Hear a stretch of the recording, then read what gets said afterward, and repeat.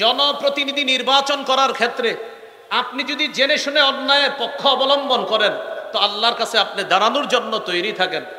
দেশের দায়িত্ব নেওয়া আমানত, যিনি আমানত রক্ষা করবে তার পক্ষ অবলম্বন করা এটা আমানত। মুসলমান জেনে শুনে কোন দুর্নীতিবাজের পক্ষ অবলম্বন করা এটা খেয়ানত, এটা অন্যায়ের পক্ষপাতিত্ব করা। এটা আসলেই ঠিক, এটা রেডিমেড ঠিক না। মাহফিলে অনেক সময় হুদাই ঠিক করেন, কিন্তু এটা আসলেই ঠিক। তাহলে জেনে শুনে অন্যায়ের পক্ষ। এখন মনে মনে অনেকে বলে এটা কারে বললো হুজুরে, মনে হয় আমারে। তো আপনি দুর্নীতিবাজ হলে তো আপনারই খুশি। আর যদি বলেন না না না এটা তো আমি না, তো আপনি না। অনেক মানুষ আছে যখন কোনো অন্যায়ের কথা বলবেন বলে কি এটা কারে বললো, তো আপনি দুর্নীতিবাজ, হ্যাঁ তো আপনারই বলছে। হুজুর সুদের ওয়াজ করে, করার পর বের হয় গত 6 বছর তো আপনার বয়ান সুন্দরী ছিল, আজকে হঠাৎ সুদের ওয়াজ করা কি দরকার ছিল? তো হুজুর জিজ্ঞাসা করে আপনি সুদ খান? না, কি বলেন, মাঝে মাঝে একটু ছোট কিস্তি দেই। তো ওয়াজ তো আপনারই করা হয়েছে। এই জন্য আমাদের সমাজে যে যেই অপরাধে আছে ওই অপরাধের ওয়াজ করলে এটা তার গায়ে লেগে যায় এবং সে ওই অপরাধের পক্ষ অবলম্বন করে ভালো মানুষের উপর আক্রমণ চালানোর চেষ্টা করে। এই জন্য অপরাধ কেউ নিজের ঘাড়ে নিবেন না। আজকের এই অংশটা সবচেয়ে গুরুত্বপূর্ণ একটা অংশ। বুঝে শুনে পক্ষ অবলম্বন করবেন। কোন অন্যায়ের পক্ষপাতিত্ব যদি করেন তো আল্লাহর সামনে দাঁড়ানোর জন্য তৈরি থাকেন। আমি আল্লাহর কসম করে বলছি, অন্যায়ের পক্ষ অবলম্বন যদি করেন তো আল্লাহর সামনে দাঁড়ানোর জন্য তৈরি থাকেন।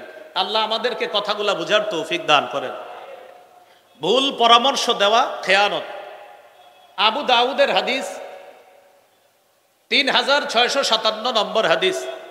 এই হাদিসের মধ্যে আসছে মান আশারু আলা আখিহি বিআমরিন ইয়ালামু আন্না রুশদা ফি গায়রিহি ফাকাদ খানা। কেউ যদি কোনো ব্যক্তিকে এমন বিষয়ে পরামর্শ দেয় সে জানে এটা সঠিক পরামর্শ না, আমি ওনাকে একটা পরামর্শ দিলাম, আমি জানি পরামর্শটা সঠিক না, ইচ্ছা করেই দিছি উল্টা পরামর্শ, রাসূল বলেন এটা খেয়ানত করলা। ভুল পরামর্শ দেওয়া খেয়ানত। এবার আরেকটা অংশ আসছে, এটা আমার সাথে বলেন বলেন অযোগ্য ব্যক্তিকে যোগ্যতার আসনে বসানো, অযোগ্য ব্যক্তিকে নেতৃত্ব দেওয়া আমানতের খেয়ানত। আবার অযোগ্য ব্যক্তিকে নেতৃত্ব দেওয়া আমানতের খেয়ানত। সহিহ মুসলিমের হাদিস 1825 নম্বর হাদিস, কিতাবুল ইমারাহ বাবু কারাহাতিল ইমারাহ মিন গায়রি যরুরা। এই অধ্যায়ে ইমাম মুসলিম রাহমাতুল্লাহ আলাইহি একটা হাদিস আনছেন। নবীজির একজন সাহাবী নাম আবু যর, তিনি নবীজির একদিন বলে আল্লাহ তাস্তামিলুনি, হুজুর আপনি অনেককে প্রাদেশিক গভর্নর বানান, আমাকে আপনি গভর্নর বানাইতে পারেন না? এক সাহাবী নবীজিরে বললেন হুজুর আপনি আমাকে গভর্নর বানাইতে পারেন না? নবীজি বললেন ইয়া আবাদার ইন্নাকা দাঈফ, আবু যর তুমি দুর্বল মানুষ, তুমি পারবা না এত বড় দায়িত্ব পালন করতে। ইন্নাহা আমানা, গভর্নরের পদ এটা আমানত। ওয়া ইন্নাহা ইয়াউমাল কিয়ামাতি খিজিয়ুন ওয়া নাদামা, এই আমানতের খেয়ানত যে করবে কিয়ামতের ময়দানে এটা লাঞ্ছিত হওয়ার কারণ হবে, এটা অপদস্থ আর অপমানিত হওয়ার কারণ হবে। নবীজি কি বুঝাইতে চাইলেন? গভর্নরের পদে অধিষ্ঠিত হওয়া, রাষ্ট্রের কোনো দায়িত্বের জায়গায় বসে আপনি যদি আমানতের খেয়ানত করেন, খিজিয়ুন কিয়ামতের ময়দানে লাঞ্ছিত হবেন, অনাদামা অনুতপ্ত হবেন। তো নবীজি তার সাহাবী আবু যরকে বললেন আবু যর তুমি দুর্বল মানুষ, তুমি এই দায়িত্ব নিয়ে এটা সুচারুরূপে পালন করতে পারবা না। ইল্লা মান আখাযাহা বিহাক্কিহা ওয়া আদ্দাল্লাযী আলাইহি ফিহা, যেই ব্যক্তি দেশের দায়িত্ব নেওয়ার পর আমানত যথাযথভাবে পালন করতে পারবে, রাস্তা করে দেওয়ার কথা বলে রডের কথা বলে যারা রডই দিবে বাঁশ না দিবে, এই ব্যক্তি কিয়ামতের ময়দানে লাঞ্ছিত হবে না, বরং আরশের ছায়াতলে 7 ব্যক্তিকে আল্লাহ জায়গা দিবে, এর মধ্যে এই ব্যক্তিকেও আল্লাহ অন্তর্ভুক্ত করবে। তাহলে কি শিখলাম?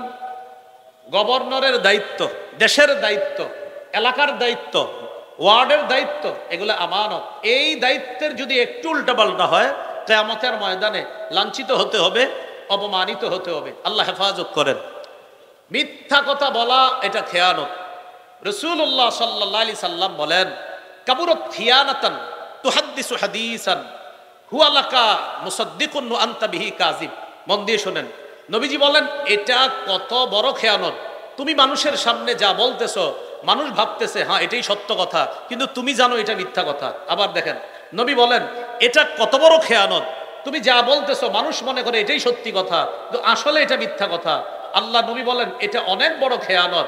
যেমন আমি আপনাদের সামনে বৈশা বলতেছি আমি এই, আমি এটা করেছি, আমি সেটা করেছি, আমি এই করব, আমি সেই করব, গতবার আমাকে আপনারা পান নাই, এজন্য আপনারা অনেক সমস্যায় ছিলেন, এগুলো আপনাদেরকে বুঝাইতেছি, আপনারা এমন করতেছেন, মাথা নাড়াইতেছেন, হ হ হ আসলে ঠিক, আসলে ঠিক না, আমি মনে মনে জানি এখন খালি আপনাদেরকে বুঝাইতেছি আসলে ঠিক, একটু পরে বুঝামো আসলে কোনটা।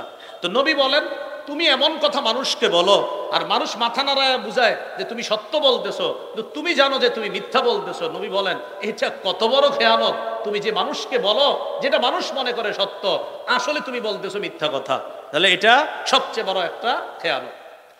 স্বামী স্ত্রীর গোপন কথা বাহিরে বলা, এটা খেয়ানত। সহিহ মুসলিমের হাদিস 1437 নম্বর হাদিস, রাসূলুল্লাহ সাল্লাল্লাহু আলাইহি সাল্লাম বলেন, ইন্না মিন আ'যামিল আমানাহ ইয়াউমাল কিয়ামাহ আর রাজুলু ইউফজি ইলাল মারআ ওয়া তুফজি ইলাইহি। কোন স্বামী তার স্ত্রীর সাথে আর স্ত্রী তার স্বামীর সাথে আল্লাহ প্রদত্ত বৈধ সম্পর্ক স্থাপন করেছে, করার পর সুম্মা ইয়ানশুরু সিররাহা, এই স্বামী তার বন্ধুদের কাছে তাদের গোপন কথা বলে বেড়ায়, আর এই স্ত্রী তার বান্ধবীদের কাছে তাদের গোপন কথা বলে বেড়ায়। এটা কত লজ্জাজনক বিষয়। বিয়ে হয়েছে, নতুন বাসর হয়েছে, বন্ধুরা বন্ধুকে জিজ্ঞাসা করে ভাবির কি খবর, আর বান্ধবীরা ওই বান্ধবীকে জিজ্ঞাসা করে ভাইয়ের কি খবর। এবার বান্ধবী ভাইয়ের সবকিছু বলতে থাকে আর বন্ধু তার স্ত্রীর সবকিছু বলতে থাকে। নবী বলেন কিয়ামতের ময়দানে আল্লাহর কাছে তুমি সবচেয়ে বড় খেয়ানতকারী হিসাবে গণ্য হবা। সাবধান, নিজেদের গোপন কথা বন্ধুদের কাছে না বলা, এগুলা অন্যায়। এগুলা বর্তমান জেনারেশন যারা ইয়াং নতুন বিয়ে করে, সে তার স্ত্রীর সব কথা বন্ধুদের কাছে বলে বেড়ায়, এটা ঠিক না, এটা অন্যায়। আল্লাহ আমাদেরকে হেফাজত করেন। সর্বশেষ কথা, এটা একটু সবাই বলি, বলেন যে খেয়ানত করে তার সাথেও আমরা খেয়ানত করব না। আবার যে খেয়ানত করে তার সাথেও আমরা খেয়ানত করব না। রাসূলুল্লাহ সাল্লাল্লাহু আলাইহি সাল্লাম বলেন, আদ্দিল আমানাতা ইলা মানি তামানাকা, যে তোমার কাছে আমানত রেখেছে এই আমানত তুমি আদায় করে দাও। ওয়ালা তাখুন মান খানাকা, যে তোমার সাথে খেয়ানত করে তুমি তার সাথে খেয়ানত করবা না।